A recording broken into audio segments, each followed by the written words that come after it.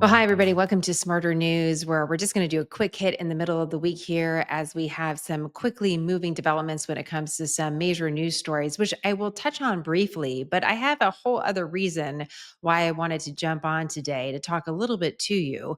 I was walking up to a coffee shop this morning. I was getting ready for the workday, and all I could think about in my mind is, what in the world is actually going on? When you look at all the different news stories in front of you on social media, on your phones, it feels totally overwhelming. I feel it too. I just want to validate your feelings on that and also say, listen, there's some other ways that we can get information that don't feel so overwhelming. And that's what Smarter News is all about. I'm sitting in downtown Austin. For those of you who are watching on YouTube, my background looks a little bit like either a prison cell or an insane asylum, both of which pretty much feel accurate for how it feels to work in media right now. I'm sitting at a great workspace that I use periodically called Trick Hat. It's right in downtown Austin. It's a great place to work if you're looking for a place to get out of the house. Really interesting people that are working on fascinating projects on all sorts of industries, from all sorts of industries. And I really appreciate it. However, I do need a little bit of an office space because I need to talk to you periodically. And if I talk in the middle of the shared workspace, then I'm very disruptive.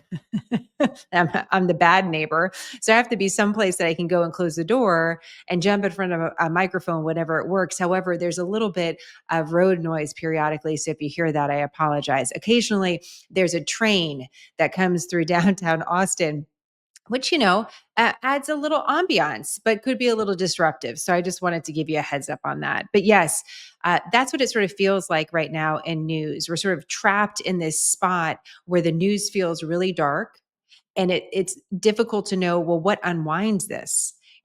When do we move past some of these darker stories? And they continue to sort of feel like they're piling on. So we're going to do the best that we can. I just want to give you a quick update on what's going on with the investigation into the murder of Charlie Kirk. As you may have seen, you have law enforcement that have made an arrest of a suspect. That suspect is being charged with 7 different crimes in the state of Utah.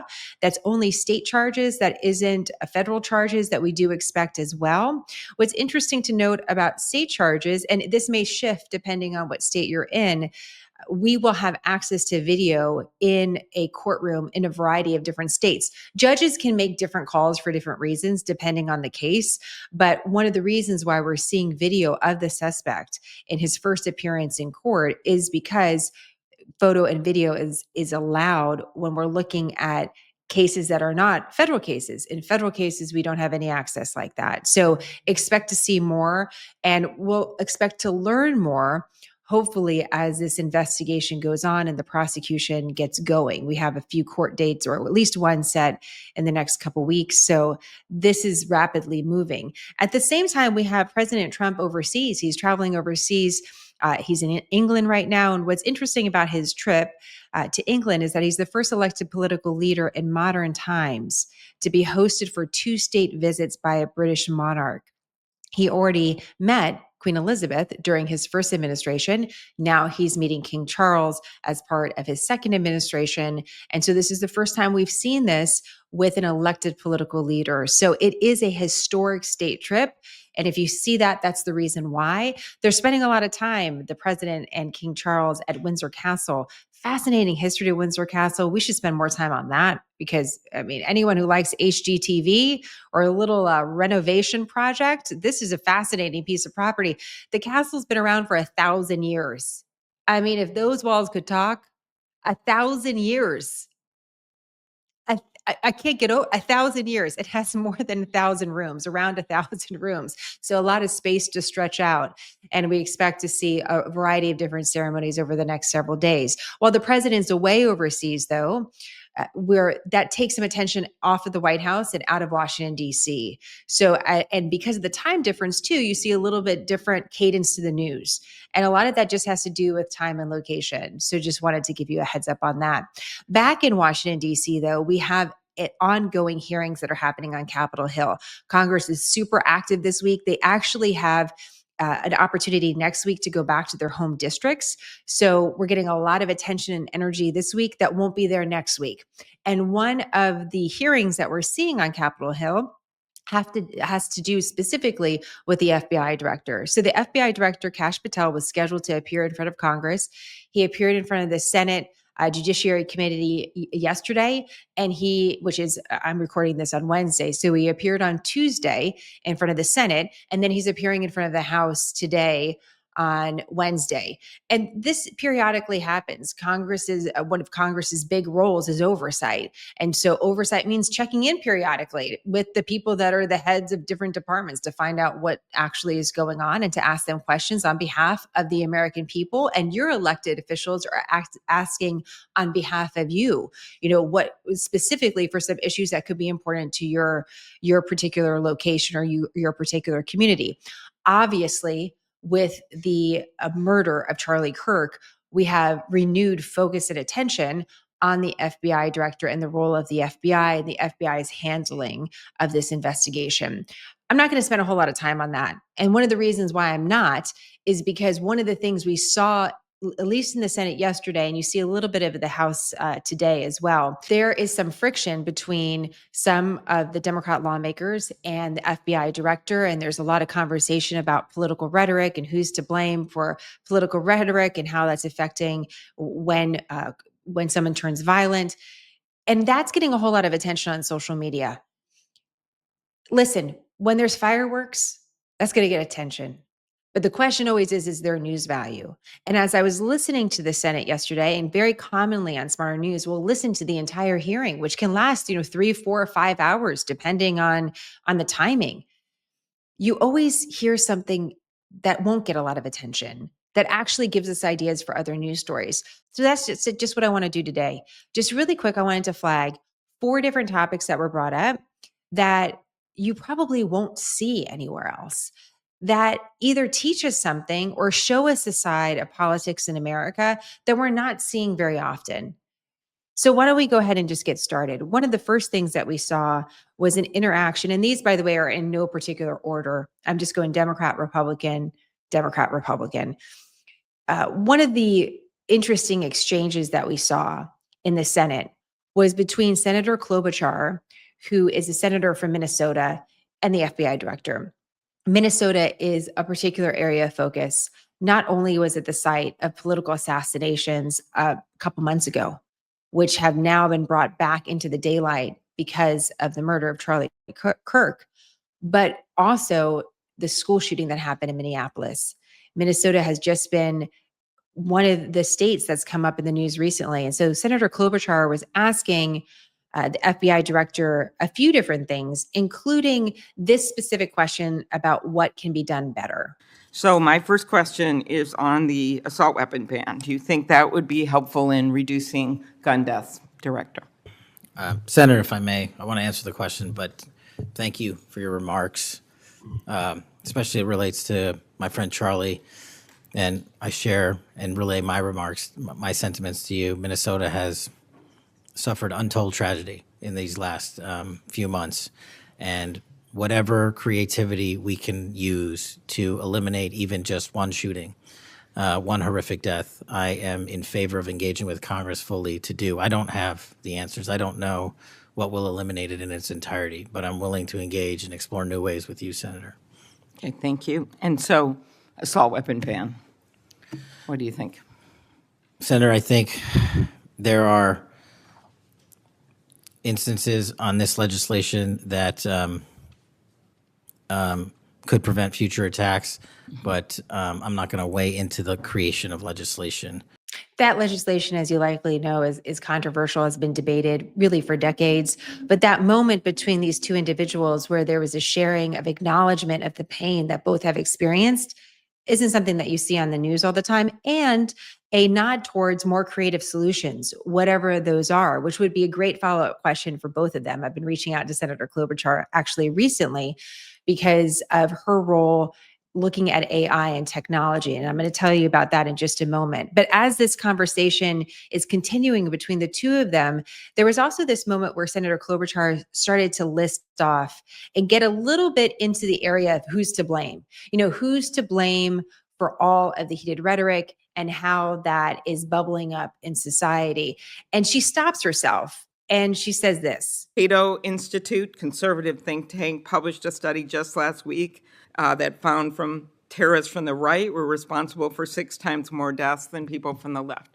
I actually don't want to go tit for tat on this, but what I am asking for is that this rhetoric of blaming one side or the other stop, if you could convey that to the president, and that we actually work on things that are solutions. So could you commit to me, Mr. Patel, Director Patel, that you will do that? Absolutely, Senator. That exchange is something that you may not see, because what's easier and faster and more exhilarating to show you is when you have a politician and the FBI director yelling at each other, which did happen during these hearings. But again, as far as news value, I want you to have some diversity. Senator Klobuchar was recently talking about AI because she was the victim of a deep fake. So when someone takes your likeness, your image, your voice, and creates something with it that's not true.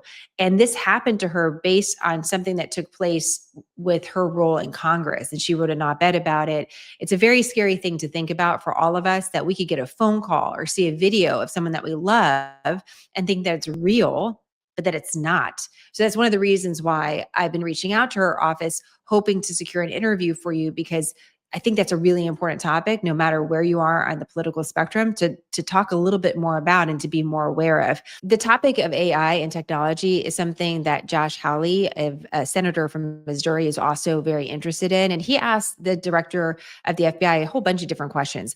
But one of them specifically focused on AI and the role of AI in child exploitation. Just a heads up on the following soundbite. There's some details here about crimes that are difficult to hear. And in case you're in a mixed audience, I always want to give you a heads up on that. But here's Senator Hawley of Missouri questioning the FBI director. That Meta's AI rules, their own internal guidelines, allowed their chatbots to have sensual, that's their word, sensual conversations with children.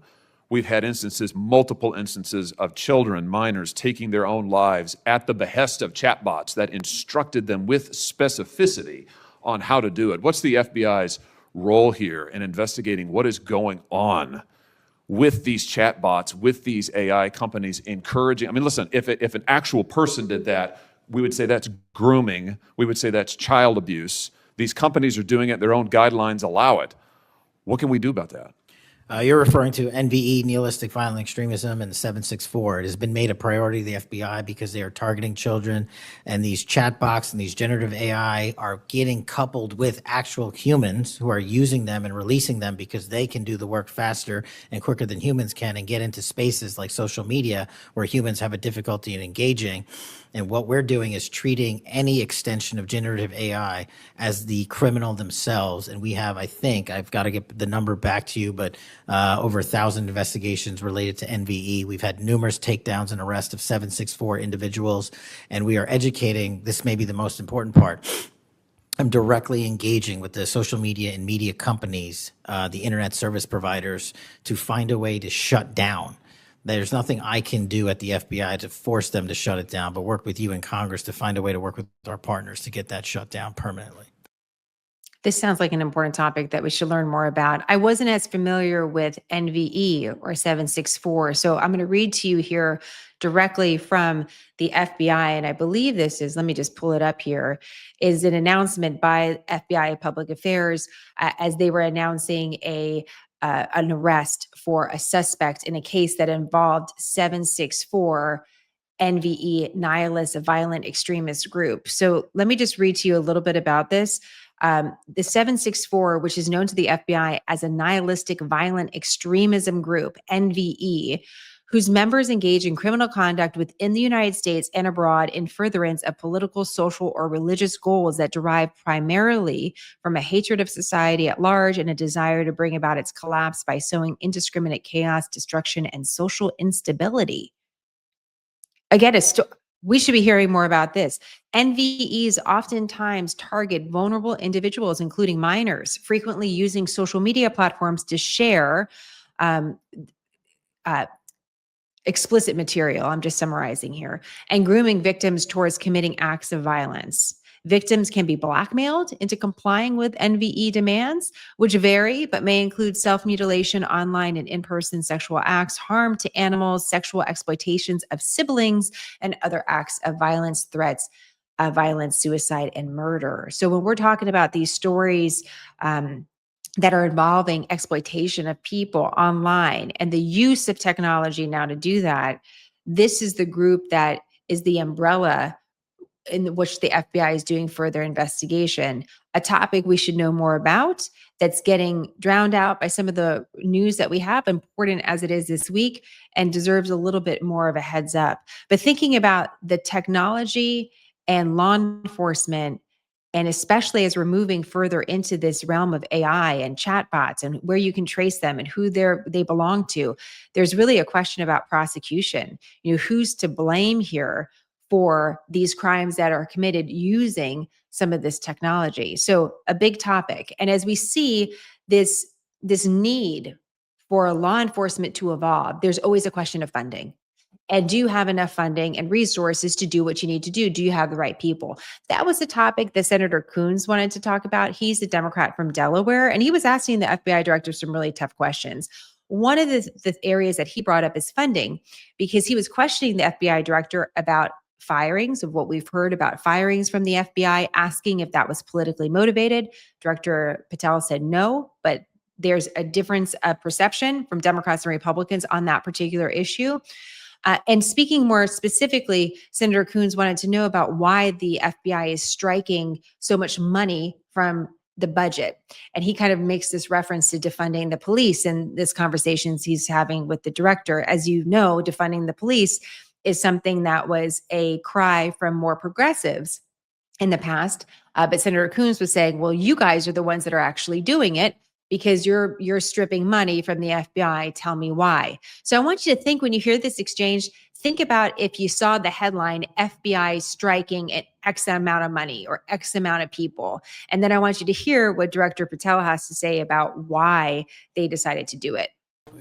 If hundreds of agents have retired or taken the fork in the road offer, and you have vacancies, but you're requesting 500 million less, how does having fewer FBI agents help you tackle violent crime and address our national security issues? Just to put it in perspective, cybersecurity Senator, issues? sorry, I didn't mean to cut you off. If we had this 500 million, we've done the math. It would take us 14 years to onboard every vacancy that's on the books currently at the FBI, because we can't hire these folks and train them overnight. It's a years-long process. So we are currently focused on recruiting the best and filling the positions to the best of our needs.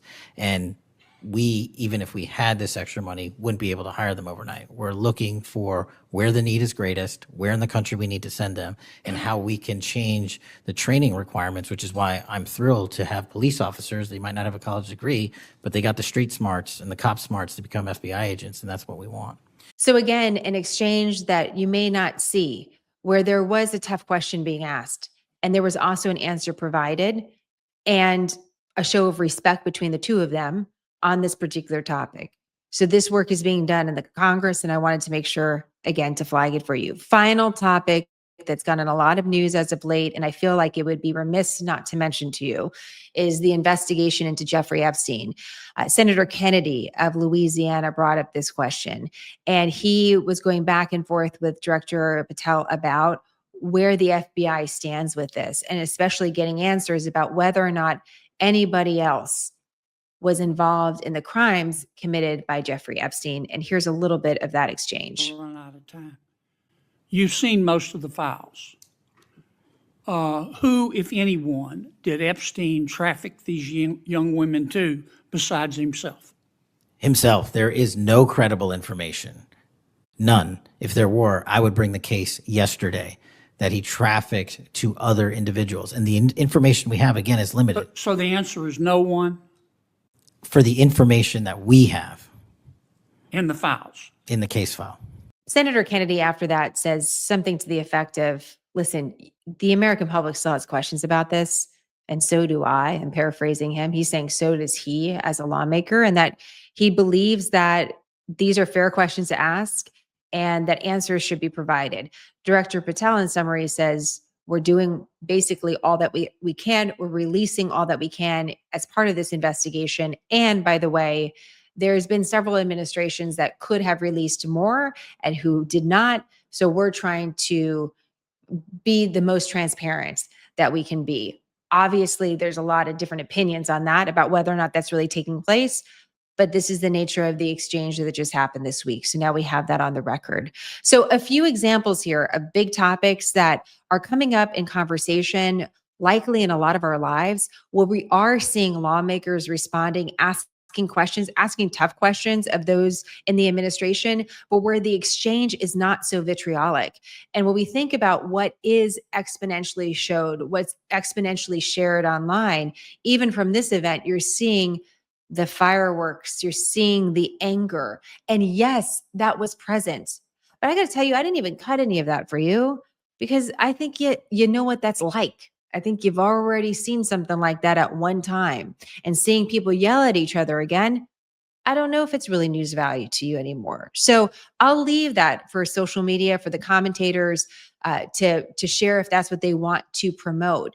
But at Smarter News, I actually do want to look at the news that is of value to your life, and that, you know, will follow the branding, like makes us a little bit smarter, that we know something about a topic that perhaps we weren't really thinking about, but should be on our radar. That's what news really should be about. So we have a few other stories that are percolating on several different topics. We have that covered on our website, and really want to thank you for your support of believing in this mission of building a solution in news, quick, concise, nonpartisan, Smarter News. Thanks for being part of this community. And I look forward to your questions and comments. As always, you can email us hello@smarternews.com. In the meantime, have a great week, and I'll see you soon.